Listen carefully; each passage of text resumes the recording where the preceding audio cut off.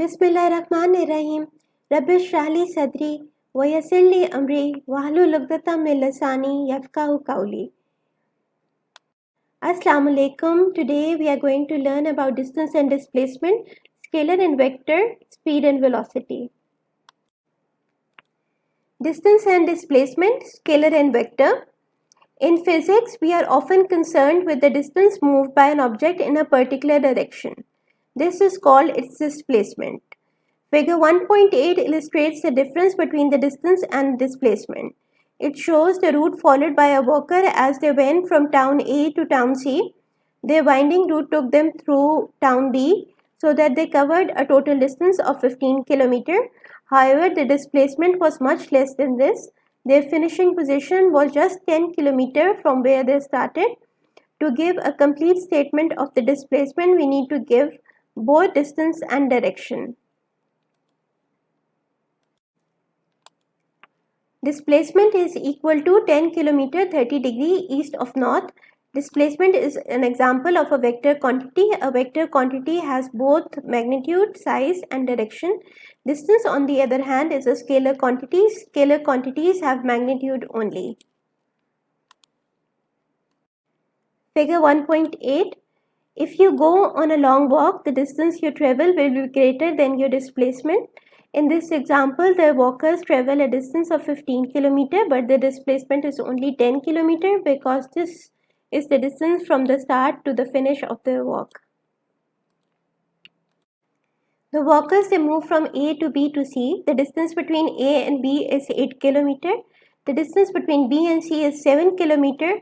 The total distance is equal to 8 km plus 7 km, which is equal to 15 km. If we look at the displacement between A and C, it is equal to 10 km 30 degree east of north. Speed and velocity. It is often important to know both the speed of an object and the direction in which it is moving. Speed and direction are combined in another quantity called velocity. The velocity of an object can be thought of as its speed in a particular direction. So like displacement, velocity is a vector quantity. Speed is the corresponding scalar quantity because it does not have a direction. So to give a velocity of something, we have to state the direction in which it is moving. For example, an aircraft flies with a velocity of 300 meters per second due north. Since the velocity is a vector quantity, it is defined in terms of displacement. Velocity is equal to change in displacement over time taken. Alternatively, we can say that velocity is the rate of change of an object's displacement.